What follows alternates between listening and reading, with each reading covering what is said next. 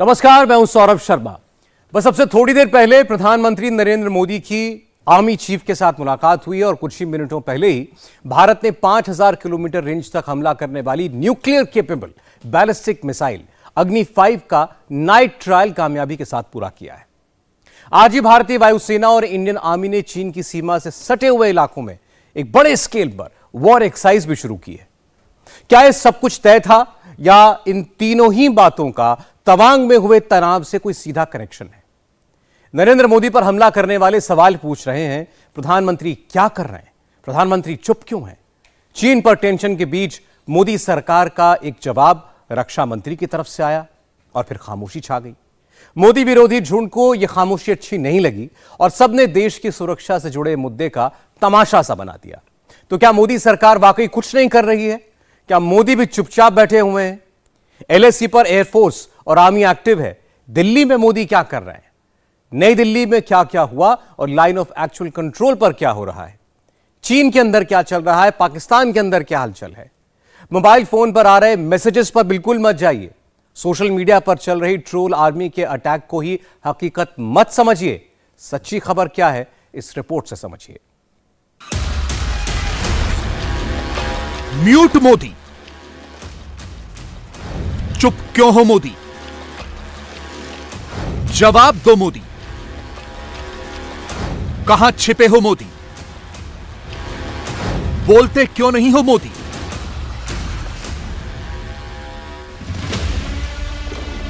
मोदी मोदी मोदी और सिर्फ मोदी। मोदी पर सीरियल अटैक, हर टाइमलाइन पर एक ही टेक्स्ट। यह म्यूट मोदी वाला एजेंडा कौन चला रहा है? सोशल मीडिया पर ट्विटर स्टॉर्म कौन ला रहा है? बंगाल से, आंध्र प्रदेश से, उत्तराखंड, दमन and Diu, Uttar Pradesh, Maharashtra, Himachal, Rajasthan, Jharkhand, Bihar, her location पर मोदी के दुश्मन एक्टिव हो गए हैं।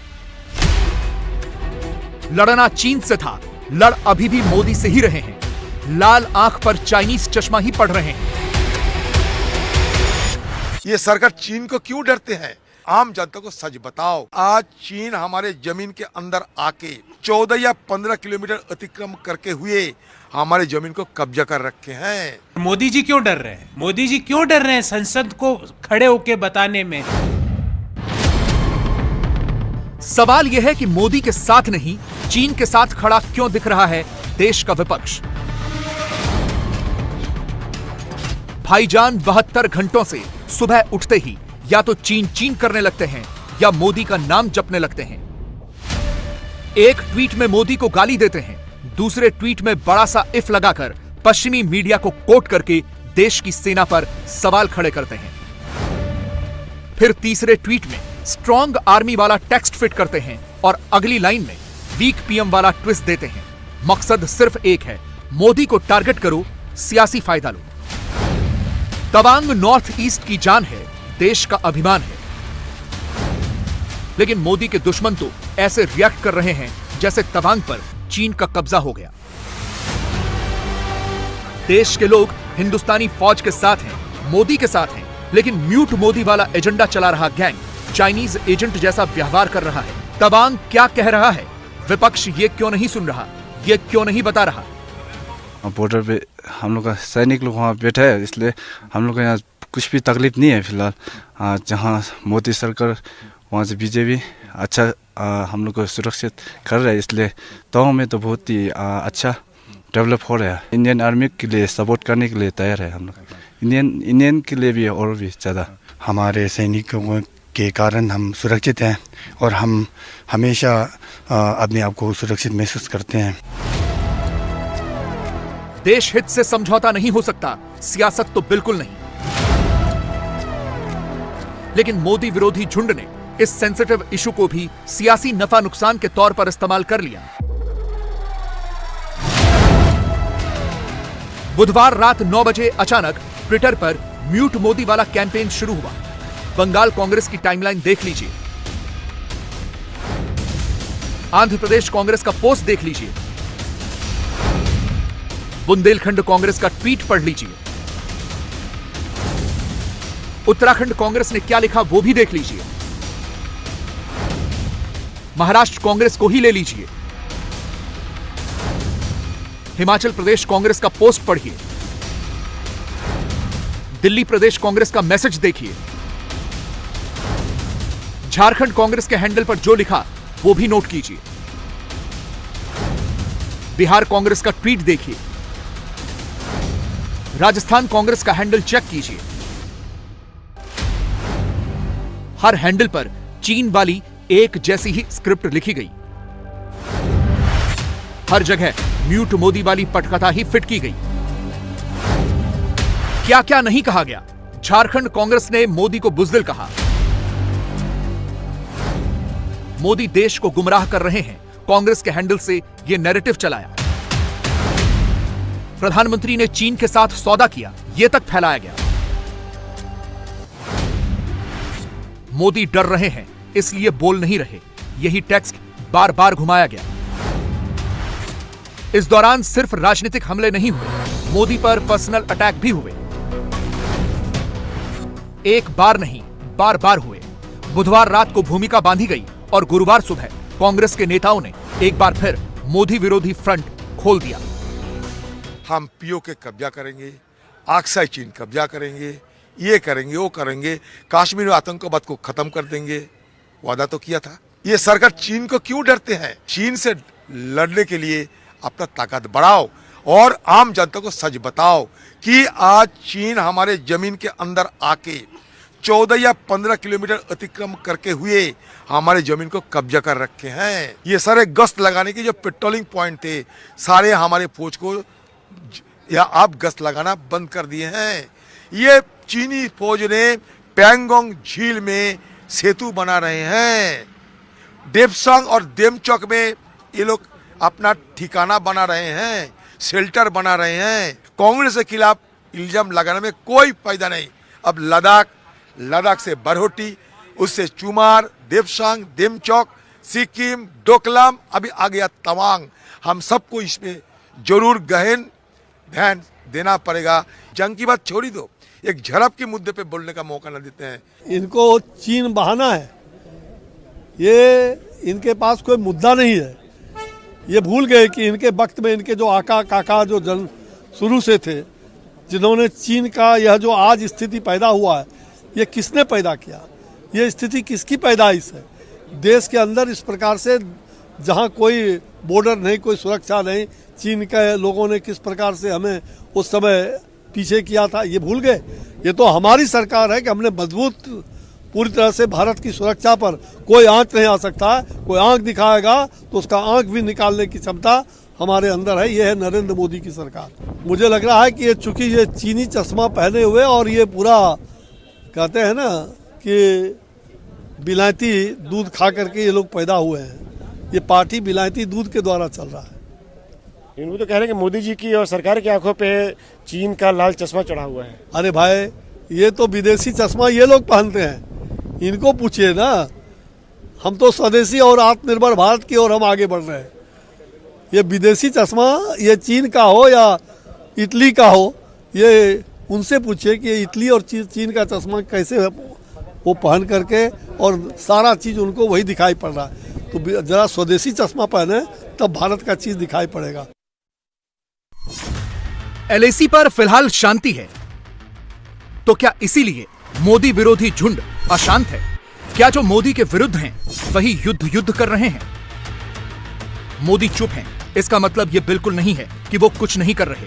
अगर प्रधानमंत्री चुप हैं तो वेट कीजिए, कुछ तो जरूर होगा। एलएसी पर क्या होने वाला है या इस वक्त क्या हो रहा है, मोदी क्या करने वाले हैं या क्या कर रहे हैं, ग्राउंड जीरो पर क्या हलचल है, चीन कैसे सन्न है, आगे बताएंगे। मगर पहले मोदी विरोधी झुंड के झूठ को एक्सपोज करना जरूरी है। दिल्ली में बैठकर सोशल मीडिया पर कुछ भी लिखा जा सकता है। कांग्रेस का इकोसिस्टम पश्चिमी मीडिया के पाखंड को मोदी के खिलाफ हथियार के तौर पर इस्तेमाल कर सकता है। लेकिन एलएसी का सच आपको वही बता सकता है जो वहां के चप्पे चप्पे से वाकिफ है। अरुणाचल प्रदेश के सीएम पेमा खांडू उन्हीं में से एक हैं। गौर से पढ़िए उन्होंने क्या लिखा। तवांग में जहां झड़प हुई वो इन्हीं के विधानसभा इलाके में आता है और यहां भारतीय सेना ईंट का जवाब पत्थर से पहले भी देती आई है और इस बार भी दिया है। ये जो मैटर जो तवांग में जो हुआ है वो चाइनीज लोग आगे आने का जरूर कोशिश किया है उन्होंने, मगर हमारे वहाँ पे भारतीय सेना का जो पोजीशनिंग है काफ़ी अच्छा स्ट्रेंथ में पोजीशनिंग है, और जिस प्रकार से अपने भारतीय सेना ने जो चाइनीज जो पीएलए जो घुसने का ट्राई किया उनको फिर वापस अपने जगह में वापस ठेल के वापस भेज दिया। Now I think this is no more a news. पता नहीं आप मीडिया वालों लोग इतना इसमें क्या रखा है कि देखिए कि इसमें matter has been already been resolve. आने का कोशिश किया, हम लोग ने अपना जमीन में पांव रखने नहीं दिया, वापस ही ठेल के वापस कर दिया। 1962 का जो हालत है और अभी का जो हालत है जमीन आसमान का फर्क है।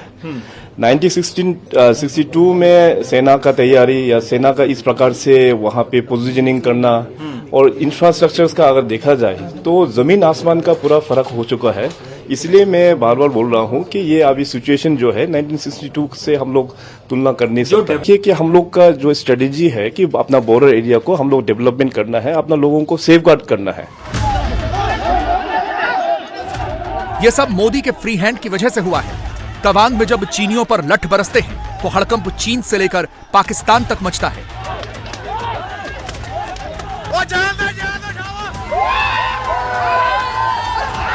LAC के ऊपर एडवेंचरिज्म हुआ है।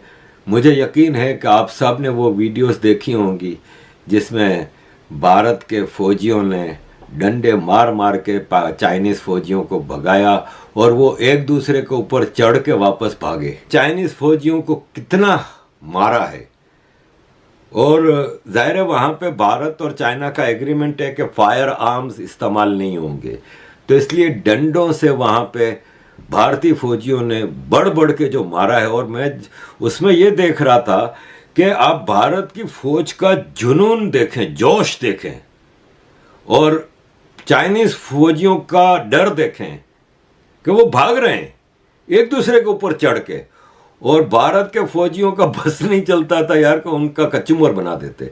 बहुत मारा है। तो ये है कि ये एक छोटी सी झड़प हुई थी, ये छोटा मोटा तो चलता रहेगा। मैं ट्विटर पे गोरों के बयान देख रहा था, यहाँ के ब्रिटिश जर्नलिस्टों का, एक मेरे अच्छे दोस्त हैं उनकी मैं ट्वीट देख रहा था कि thank you India, it is only you who can stop China. सबूत आने लगे हैं। मोदी का खौफ, इंडिया का खौफ बीजिंग में भी दिख रहा है और इस्लामाबाद में भी। एक कौम है जो दूसरी कौम के घर में घुस रही है कि उनकी जमीन छीनने के लिए जबरदस्ती, जोर जबरदस्ती। यही मसला अब मैं जो जिसकी तरफ इशारा कर रहा हूँ उसके रिलेटेड एक वीडियो है सर। ये लद्दाख में जो चाइना और इंडिया का जो केस चल रहा है उसके रिलेटेड है सर। ये मैं आपको वीडियो दिखाता हूँ, सिंपल सी वीडियो छोटी सी। ये देखें वहाँ पर क्या चल रहा है। ये चाइना फौज इंडिया के इलाके में घुस आई थी तो सारे इंडियन फौजियों ने पकड़ लिया, उन्हें पकड़ के देखें ये मार रहे हैं फौजी चाइनीज़ को। ये देखें ये तारों से बांधा हुआ है चाइनीज़ को। अच्छा मैं आपको बताता हूँ, ये जो चाइनीज़ को इन्होंने मारा है, या आप बकौल आपके ये आपने वीडियो दिखाई है, डेफिनेटली ये कोई फेक वीडियो नहीं है। मसला ये है कि ये कल की वीडियो है और कल क्या होना है नोबडी नोज, लेकिन मुझे पता है क्या होना है। क्या होगा? वही कुछ होना है जो आपने पहली वीडियो में देखा है, ठीक है। अभी इनको आपस में, आपको पता है कि इनको फायर करने की इजाज़त नहीं है, इनको एक दूसरे को मारने की इजाज़त नहीं है। एक दूसरे को पैक्ट है ना इनका आपस में, एक दूसरे को धकेल सकते हैं, पुश कर सकते हैं, लेकिन फाइट नहीं कर सकते, ठीक है जी। तो उस हवाले से अभी देखें कल क्या होता है। मेरा ख्याल है कि चाइना जो है वो इसके रिएक्शन देगा। इस वक्त चीन के भीतर जबरदस्त पैनिक मचा है। एक तरफ लोग वहां पर जिनपिंग के खिलाफ सड़कों पर उतर गए हैं, तो दूसरी तरफ LAC पर इंडिया ने चीन को टाइट कर रखा है। मोदी सरकार ने बीजिंग को क्लियर मैसेज दे दिया है, इस गलतफहमी में मत रहना कि एक्शन नहीं होगा। अगर चीन ने छेड़ा तो वो छोड़ा नहीं जाएगा, पूरा हिसाब किताब होगा। मोदी ने हिंट दे दिया है। तवांग में इंडियन ट्रूप्स की संख्या बढ़ा दी गई है, सारे साजो सामान भेज दिए गए हैं। LAC पर हिंदुस्तान की सीमा के अंदर हलचल बहुत तेज है, सड़कें रेडी हैं, सुरंग पर भी तेजी से काम हो रहा है। LAC तक जाने वाले सारे रास्ते क्लियर कर दिए गए हैं। अगर आप सीधा देखते हैं तो नॉर्थ की तरफ यहाँ पर तवांग सेक्टर LAC चाइना हो गया, और ईस्ट में अगर जो मैं रोड दिखा रहा हूँ, ये जो आप रिज देख रहे हैं, इधर रिज जो रिज देख रहे हैं, ये जो रिज के अगर आप दूसरी तरफ चले जाते हैं, वो आपका जो इलाका पड़ता है वो भूटान के साथ चले जाता है, भूटान की तरफ चला जाता है। लेकिन भूटान के साथ उसके बाद चाइना यानी कि तिब्बत जिस पे कब्जा करके रखा हुआ है चीन ने, जो तिब्बत का इलाका लगता था, ये जो पूरा है बहुत ही, यहाँ पर आपको बताएं 100 किलोमीटर या ज़्यादा से 150 किलोमीटर का जो पूरा का पूरा एरिया, आप रेडियस में कहीं पर भी जाएंगे, किस तरफ भी जाएंगे, 100 किलोमीटर के रेडियस में आपको LAC और साथ ही साथ भूटान के साथ यहाँ पर जो बॉर्डर है वो इलाका मिलेगा। तो ये डिफेंस के हिसाब से, स्ट्रैटेजिक के हिसाब से तवांग सेक्टर बहुत ही इंपॉर्टेंट है और इसीलिए यहाँ पर लगातार इंफ्रास्ट्रक्चर को बेटर किया जा रहा है। इस वक्त मैं अरुणाचल प्रदेश के तवांग सेक्टर में हूँ और इस वक्त हम जिस रोड को आप देख रहे हैं ये नेशनल हाईवे है और ये नेशनल हाईवे हमें लेकर जाता है तवांग तक। और पीछे आप जो रोड देख रहे हैं, ये देखिए, ये जो रोड है ये सीधा तेजपुर से होते हुए, सेला पास से होते हुए यहाँ तक हमको लेकर आता है। और जो यहाँ पर हम आपको बताते हैं कि चैलेंजेस आप सोचिए कितना है। मौसम का तो सबसे बड़ा चैलेंज है। सर्दियों के दौरान अभी 1-2 महीने के अंदर आप देखिएगा, दिसंबर का महीना, दिसंबर जनवरी जैसे ही और धीरे धीरे और यहाँ पर टेम्परेचर नीचे फॉल होगा, यहाँ पर सब कुछ फ्रीज हो जाएगा। आप ये वाटरफॉल देख रहे हैं, ये देखिए, ये वाटरफॉल है, लेकिन यहाँ अभी इस वक्त माइनस टेम्परेचर है और माइनस टेम्परेचर इस वजह से देखिए ये पूरा पानी जो है, ये झरना जो है पूरी तरह से फ्रीज हो चुका है।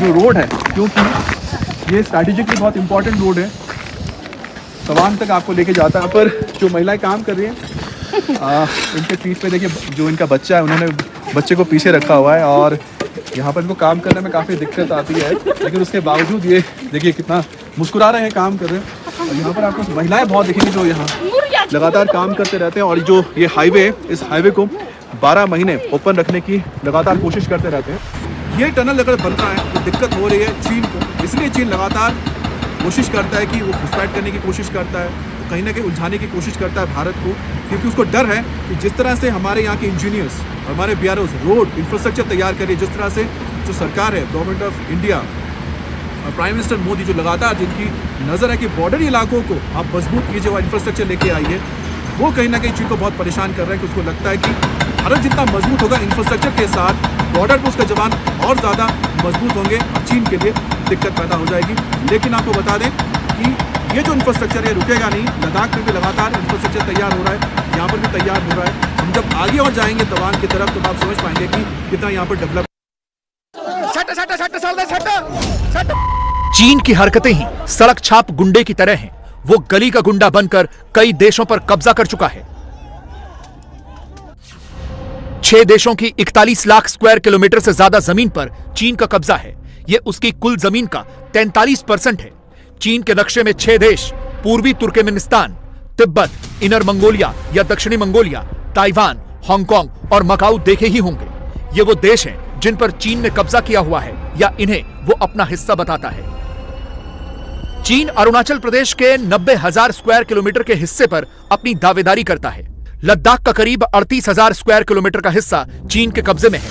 14 के बाद जब से मोदी प्रधानमंत्री बने, चीन को लगा कि वो इंडिया को पहले की तरह दबा देगा। चीन को लगा कोई कॉस्ट नहीं है, सबकी जमीन हड़प लो। Stand we have taken, and because we have now made it very clear that this unilateral changes will not be tolerated by us. Badla. Retributive action, yes, we will that's take what I revenge. wanted to ask. Yes, we will take revenge for it. They suffered casualties. Because all along, over the last 2 decades, not only with India, but with Bhutan, with Nepal, they're also encroaching. In the South China Sea, they've been encroaching. They have a free pass, mostly. Free pass, and never has anybody challenged them. And they never ever suffered casualties. For them, it was a very low cost, no cost option. Without doing anything and without suffering any casualties, they were gaining whatever, the aims were being achieved. This is the first time that they got that jhatka. And that is what has forced them to reassess this way of doing things. So that is what is important. I think there was a lot of focus on the Indian Army at that stage. Indian Army and India as a country. India as a country showed to the world that it is possible to take on that neighborhood bully. As is the case everywhere, whether it is a school bully or a neighborhood bully, you have to stand up to him sometime or the other. Right. We showed it can be done. मगर पहले भारत ने गलवान में ठोका और अब तवांग में कूटा। यहीं से चीन को झटका लगा है। LAC पर इंडिया चाइना टेंशन के बीच आर्मी चीफ के साथ मोदी की ये तस्वीरें सिर्फ एक संकेत हैं। मोदी विरोधी झुंड भले ही कितना भी चीन चीन कर ले, मोदी को दिन रात कोस ले, लेकिन पता तो सबको है ये मोदी है। तय मानिए ये सिर्फ शुरुआत है, चीन को ठीक करने का टाइम बहुत करीब है। आज संसद में बिहार में जहरीली शराब से हुई मौत पर जमकर हंगामा हुआ और हंगामे की वजह से राज्यसभा की कार्रवाई को 3 बार 40 मिनट के लिए स्थगित करना पड़ा। बिहार विधानसभा में भी जहरीली शराब को लेकर बीजेपी नीतीश कुमार पर जबरदस्त तरीके से आक्रामक रही। उधर कर्नाटक और तेलंगाना में काडर को एक्टिव करने के लिए बीजेपी अध्यक्ष जेपी नड्डा पहुंचे। कर्नाटक के 10 जिलों में बीजेपी दफ्तर का उद्घाटन किया, कार्यकर्ताओं को बूथ मैनेजमेंट की तैयारी शुरू करने के लिए कहा। तेलंगाना पहुंचे तो केसीआर पर मोर्चा खोला। उधर बंगाल में दीदी ने भी मंच सजाया, जहां नेता अभिनेता सब मौजूद थे। इस मंच से भी बड़ा मैसेज भेजा गया। दिसंबर के महीने में पॉलिटिकल गर्मी बहुत ज्यादा है, लेकिन नर्वस कौन है, देखिए। मोदी की आर्मी चौकस है, 2024 पर पूरा फोकस है। मोदी विरोधी नर्वस हैं, 2024 में विपक्ष का मैटर सीरियस है। 2024 के लिए मोदी ब्रिगेड कितनी तैयार है, अपोजिशन की प्रिपरेशन में कितनी धार है। सबसे पहला सैंपल बिहार से आया है। बीजेपी ने सुशासन पर सवाल उठाया है, जहरीली शराब पर नीतीश को बुरा फंसाया है।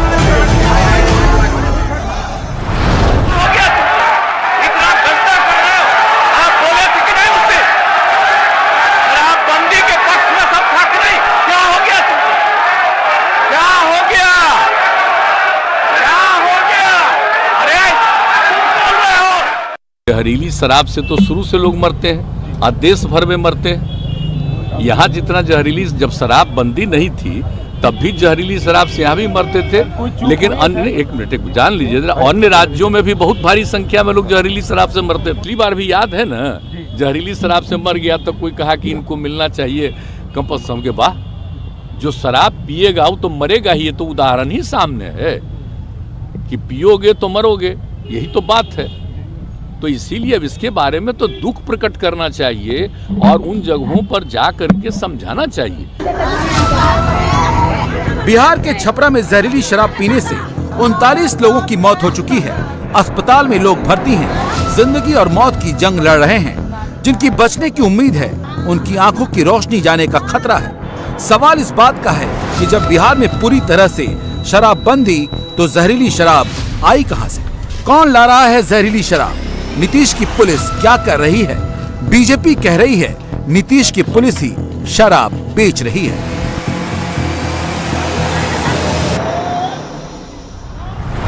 सारे पुलिस वाले लगे हुए हैं व्यापार करवाने में। अवैध व्यापार में कौन लोग लगे हुए? बच्चों का इस्तेमाल हो रहा है। स्कूल जाने वाले बच्चे, उनके बैग में 2 बोतल डाल दी जाती है, जाकर किसी को बेच देता है, 500 रुपया मिल गया। पुलिस की मिलीभगत है। अगर पुलिस चाहे तो किसी की हिम्मत है क्या कि बाहर से शराब लाकर जो बिहार के अंदर बेच सके? तो इसलिए इसके लिए स्ट्रॉन्ग विल पावर चाहिए। अब नीतीश जी का विल पावर खत्म हो गया। एक समय था, लेकिन अब उनका जो स्ट्रॉन्ग जो शक्ति होनी चाहिए, विल पावर होना चाहिए इन चीज़ों को लागू करने के लिए, वो विल पावर खत्म हो गया। नरेंद्र मोदी पे कह रहा है कि इनकी लाल आंखों पर चीनी चश्मा चढ़ा हुआ है। मुझे लग रहा है कि चूंकि ये चीनी चश्मा पहने हुए और ये पूरा कहते हैं ना कि विलायती दूध खा करके ये लोग पैदा हुए हैं। ये पार्टी विलायती दूध के द्वारा चल रहा है। देवेंद्र जी दुर्भाग्यपूर्ण है, शर्मनाक है। और उससे भी अधिक मुझे शर्म आती है जब मैं माननीय मुख्यमंत्री नीतीश बाबू की टिप्पणी देखता हूं सदन के अंदर। ये गाली गलौज की भाषा करेंगे वो देश के सीनियर मोस्ट मुख्यमंत्री है ना, लगभग 17 साल से मुख्यमंत्री हैं, केंद्रीय मंत्री रहे हैं। कौन सी भाषा है भाई? क्या हो गया नीतीश बाबू आपको? मतलब है कि नीतीश बाबू ने चीजें संभाल नहीं रही हैं और चले हैं देश को संभालने विपक्ष की ओर से। नीतीश बाबू पहले बिहार को संभालिए। 2024 में बीजेपी किस लेवल पर बिहार की सियासत करने वाली है, जहरीली शराब पर बिहार के बीजेपी नेताओं के तेवर से आप समझ सकते हैं। मामला बड़ा संजीदा है। जहरीली शराब के गुनहगार कहां हैं, इस पर कोई जवाब नहीं आ रहा है, लेकिन सियासी नफा नुकसान खूब समझ आ रहा है। बीजेपी ने हंगामा मचाया तो नीतीश के डिप्टी आ गए। चाचा ने भतीजे को मुख्यमंत्री का सपना दिखाया है। उसके बाद से ही तेजस्वी का नया तेवर सामने आया है। तेजस्वी के दिमाग में भी 2024 ही छाया है। भाजपा के लोग ये बताए कि 4 महीने पहले कोई मृत्यु हुई है कि नहीं हुई है। जब गोपालगंज वाला जब कांड हुआ था तो ये भाजपा के लोग मौन धरे हुए थे, क्यों चुप्पी साधे हुए थे? तब कोई कुछ क्यों नहीं बोल रहा था? आज केवल ड्रामा कर रहा था। आज वेल में भी घुस करके जिस तरीके से नेता प्रतिपक्ष होकर के जब सत्र चल रहा हो, सत्र के बीच में इस तरह का ड्रामा करना ये उचित नहीं है। असल में इन लोगों के पास मुद्दा नहीं है, डरे हुए हैं 24 को लेकर के। और इतने बड़े अज्ञानी लोग हैं ये भाजपा के लोग, और इतना बड़का झूठा पार्टी है कि भाई हद है। ये लोग अध्ययन नहीं करता है, रिसर्च नहीं करता है, कुछ भी बोलना है, बस एजेंडा बनाना है। उसके लिए जितना नौटंकी, इवेंट मैनेजमेंट, जो करना हो मार्केटिंग, ये लोग करेंगे। बिहार में लोकसभा की 40 सीट है। 2019 में जेडीयू, बीजेपी, एलजेपी ने मिलकर 39 सीट जीती थी, जिसमें बीजेपी के पास 17, जेडीयू के पास 16, एलजेपी को 6 सीट मिली थी। कहा जाता है कि नीतीश का नहीं, ये मोदी का जादू था, इसीलिए इतनी सीट आ गई। बीजेपी को मोदी और नीतीश दोनों की पावर का पता है, इसीलिए बीजेपी नीतीश पर जमकर हमलावर है। लोकतंत्र की हत्या की जा रही है। आज पूरे दिन प्रतिपक्ष को बोलने का मौका नहीं दिया। कैमरा को भी प्रतिपक्ष के तरफ से हटा के रखना, उसकी आवाज को दबाना। अभी तक जो बाहर में सेंसरशिप बिहार सरकार मुख्यमंत्री नीतीश कुमार जी के द्वारा था, अब वो सेंसरशिप सदन के अंदर वो वातावरण बना दिए हैं आवाज को दबाने के लिए। लेकिन ये आवाज नहीं दबेगी। जनता के बीच जो हमारे गरीब, हमारे बिहार की जनता की मृत्यु जहरीली शराब से हुई है, जिसकी मौत हुई है, हम लोग जा रहे हैं उनसे मिलने के लिए। और मुख्यमंत्री जी, जो आपने कल कहा था कि बर्बाद कर देंगे, और जिस तरह से अमर्यादित भाषा का उपयोग किया सदन के अंदर, आपने माफी नहीं मांगा। आसन का निरपेक्षता कहीं से दिखाई नहीं पड़ रहा है। अब जनता आपकी बर्बादी की कहानी लिखेगी। 2024 की तैयारी के लिए बीजेपी ब्रिगेड नीतीश पर सबसे ज्यादा हमलावर है, क्योंकि नीतीश 48 घंटे पहले ही 2024 में बीजेपी के रथ को रोकने का ऐलान कर चुके हैं। नीतीश भले ही दावा बड़ा बड़ा कर रहे हैं, लेकिन क्या नीतीश के कहने पर विपक्ष मोदी के खिलाफ एकजुट होने को तैयार है? मोदी के खिलाफ सेना तैयार करने में नीतीश अगर अगुवा बनते हैं तो उनके लिए 3 राज्य के मुखिया सबसे बड़ी चुनौती हैं। पश्चिम बंगाल से ममता बनर्जी, दिल्ली से अरविंद केजरीवाल और तेलंगाना के केसीआर। इन तीनों की राजनीति कांग्रेस विरोधी रही है। तीनों अपने भीतर प्रधानमंत्री मटेरियल देखते हैं। नीतीश के कहने पर ये तीनों मोदी के खिलाफ तो एक साथ आ सकते हैं, लेकिन इस शर्त पर नहीं कि प्रधानमंत्री पद के कैंडिडेट राहुल गांधी। ऐसे में नीतीश का 2024 में मोदी के खिलाफ अपोजिशन आर्मी खड़ा करना बड़ी चुनौती है। इसीलिए बीजेपी नीतीश के खिलाफ फुल अटैकिंग मोड में है।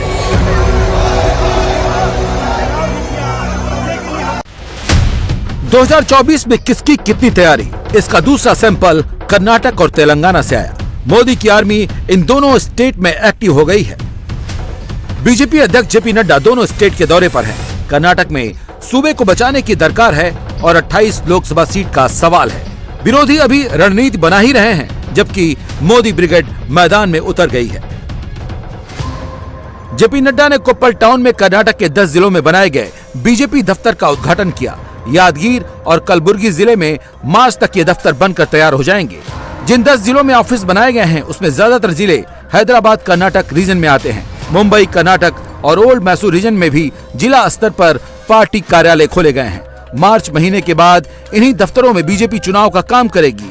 कर्नाटक को अगर 5 रीजन में बांटकर बात करें तो सेंट्रल कर्नाटक, मुंबई कर्नाटक और कोस्टल रीजन में बीजेपी काफी मजबूत है, क्योंकि यहाँ लिंगायत समुदाय का दबदबा है। लेकिन हैदराबाद कर्नाटक रीजन और ओल्ड मैसूर रीजन में बीजेपी को काफी मेहनत करनी है। यही वजह है कि बीजेपी इन दोनों रीजन्स में अभी से एक्टिव हो गई है। बीजेपी कर्नाटक में भी गुजरात की सफलता को रिपीट करने की तैयारी कर रही है, लेकिन गुजरात की तरह कर्नाटक में कांग्रेस इतनी कमजोर दिखाई नहीं दे रही। कर्नाटक ही एकमात्र ऐसा राज्य है जहां पर कांग्रेस को इस बार संभावनाएं नजर आ रही। इसकी बड़ी वजह है राज्य बीजेपी का कमजोर नेतृत्व और सरकार पर लगातार लग रहे भ्रष्टाचार के आरोप। मोदी आर्मी युद्धाभ्यास में जुट गई है। कर्नाटक में बीजेपी ने पूरा जोर लगाना अभी से शुरू कर दिया है। उसकी वजह भी है 2019 में आम चुनाव में कलबुर्गी संसदीय सीट से बीजेपी ने पहली बार कांग्रेस के कद्दावर नेता मल्लिकार्जुन खड़गे को हरा दिया था। मल्लिकार्जुन खड़गे फिलहाल कांग्रेस पार्टी के नेशनल प्रेसिडेंट हैं। कर्नाटक में बाजी जीतकर बीजेपी बड़ा संदेश देना चाहती है, लेकिन मोदी विरोधियों की क्या तैयारी है? कर्नाटक में कांग्रेस को अपने 40% सरकार के अभियान पर भरोसा है। साथ ही कांग्रेस को लगता है कि बीजेपी के जो सबसे बड़े चेहरे हैं प्रधानमंत्री नरेंद्र मोदी, भाषा की दिक्कत के चलते कर्नाटक में उनका जनता से सीधा कनेक्ट नहीं बन पाता है। कांग्रेस को लगता है कि कर्नाटक में इसी वजह से मोदी मैजिक काम नहीं करेगा। कांग्रेस के लिए सबसे बड़ी परेशानी पार्टी की अंदरूनी कलह है। ये बात किसी से छिपी नहीं है कि कर्नाटक कांग्रेस में कई गुट हैं। प्रदेश अध्यक्ष डीके शिव कुमार और सिद्धारमैया दोनों में सीएम बनने की होड़ मची हुई है। एआईसीसी के अध्यक्ष मल्लिकार्जुन खड़गे का अपना खेमा है। इन सभी गुटों को एकजुट रखकर चुनाव में जाना कांग्रेस के लिए सबसे बड़ी चुनौती है। कर्नाटक की जमीन से आज बीजेपी के राष्ट्रीय अध्यक्ष जेपी नड्डा ने कहा कि अगर कर्नाटक की जनता बीजेपी को आशीर्वाद देती है तो वो कर्नाटक में भी गुजरात का विकास मॉडल लागू करेंगे। बीजेपी को ये अच्छे से पता है कि अगर पार्टी को दक्षिण में खुद को मजबूत करना है तो कर्नाटक में दोबारा सरकार बनानी होगी। पार्टी के सामने चुनौतियां कई ज्यादा हैं और वक्त बहुत कम, इसीलिए पार्टी ने समय से पहले ही चुनाव की तैयारी शुरू कर दी है। वहीं कांग्रेस को भी इस बार कर्नाटक में संभावनाएं नजर आ रही हैं, लेकिन पार्टी के अंदर की कलह जग जाहिर है। सिद्धरामैया और डीके शिवकुमार के बीच आपसी खींचतान किसी से छिपी नहीं है और ऐसा प्रतीत होता है कि नेताओं के बीच ये आपसी खींचतान पार्टी के लिए बीजेपी से भी ज्यादा नुकसानदेह साबित होंगी। बीजेपी की नजर तेलंगाना विधानसभा चुनाव और 2024 में होने वाले लोकसभा चुनाव की तेलंगाना की 17 सीटों पर भी है। केसीआर नए नाम से अपनी पार्टी भारत राष्ट्र समिति के दफ्तर का उद्घाटन करने दिल्ली आए थे तो जेपी नड्डा तेलंगाना पहुंच गए। इसका मतलब आप समझ सकते हैं कि 2024 में किस फ्रंट पर विपक्ष लड़ रहा है और किस फ्रंट पर मोदी की आर्मी। मैं केसीआर को बता देना चाहता हूं कि ये प्रजातंत्र है। दमन को प्रजातंत्र के अंदर इतिहास के कूड़ेदान में दफन कर देती है ये जनता है। इसको पहचानो, इसको समझो। केसीआर की सरकार भ्रष्टाचार, अनाचार, प्रजातंत्र का गला घोटने वाली और जनता विरोधी नीतियों के साथ वो यहां पर काम कर रही है। ऐसी सरकार को न रहने का अधिकार है, न काम को आगे बढ़ाने की दृष्टि से उन्होंने कोई काम किया है। अब समय आ गया है जब उनको गुड बाय कहा जाए, उनको आराम दिया जाए और हमारे लोगों को काम दिया जाए और सरकार को आगे बढ़ाने का अधिकार। आज मुझे दुख के साथ कहना पड़ता है कि यह स्टेट तेलंगाना जो एक समय में सरप्लस स्टेट थी, उसको आज डेट में डालने का काम किया है तो केसीआर ने किया है। उसको अंधेरे में धकेलने का काम किया है तो केसीआर ने किया है। और आपको जानकर आश्चर्य होगा कि आज तेलंगाना प्रदेश जो आज से 8 साल पहले सरप्लस स्टेट था, आज 3.29 लाख करोड़ रुपए के डेट में खड़ा है ये हमारा प्रदेश। और मैं तो ये कहूंगा कि टीआरएस से बीआरएस और बीआरएस से आने वाले समय में वीआरएस वॉलंटरी रिटायरमेंट हो जाने वाली है। वीआरएस लेने वाले वॉलंटरी रिटायरमेंट स्कीम को लेंगे। चौथा सैंपल पश्चिम बंगाल से आया। यहाँ लोकसभा की 42 सीट है और यहाँ पर एक छत्रराज ममता बनर्जी का है, जो अपनी कैडर की पावर की बदौलत अभी तक बंगाल में कमल को ठीक से खिलने तक नहीं दिया। टीएमसी की नजर में मोदी की असली अपोनेंट ममता ही है और ममता बनर्जी ने भी 2024 की तैयारी शुरू कर दी। ममता ने मन सजाया, जहां नेता भी थे अभिनेता भी। दीदी, दादा, कोलकाता जमाई बाबू, द ग्रेट श्री अमिताभ बच्चन আর জয়া আন্টি, এদেরকে আবার এই মঞ্চে দেখে আমার খুব ভালো লাগছে। फिल्म फेस्टिवल के मौके पर यह मजमा जुटा था, लेकिन ममता के मन से जो मैसेज आया उसका असर आने वाली सियासत पर भी होना तय है। सुपरस्टार शाहरुख खान अपनी आने वाली फिल्म पठान को लेकर बड़ी चर्चा में है। मध्य प्रदेश के गृह मंत्री नरोत्तम मिश्रा ने पठान के गाने में भगवा का अपमान बताया, जिसको लेकर शाहरुख खान का जवाब इसी मन से आया। अब दुनिया जो है नॉर्मल हो गई है, हम सब खुश हैं, मैं सबसे ज्यादा खुश हूं और ये बात बताने में मुझे बिल्कुल भी आपत्ति नहीं है कि दुनिया कुछ भी कर ले, मैं और आप लोग और जितने भी पॉजिटिव लोग हैं सब के सब जिंदा हैं। ममता बनर्जी के मन से मैसेज कहां गया समझना मुश्किल नहीं है और ये भी तय है कि दीदी 2024 में मोदी से नेक टू नेक फाइट करने के मूड में है और वो इसके लिए हर दांव खेल सकती हैं। ऐसा ही एक दांव उन्होंने एनसीपी के सीनियर नेता रहे माजिद मेमन को तृणमूल में शामिल करके दिया।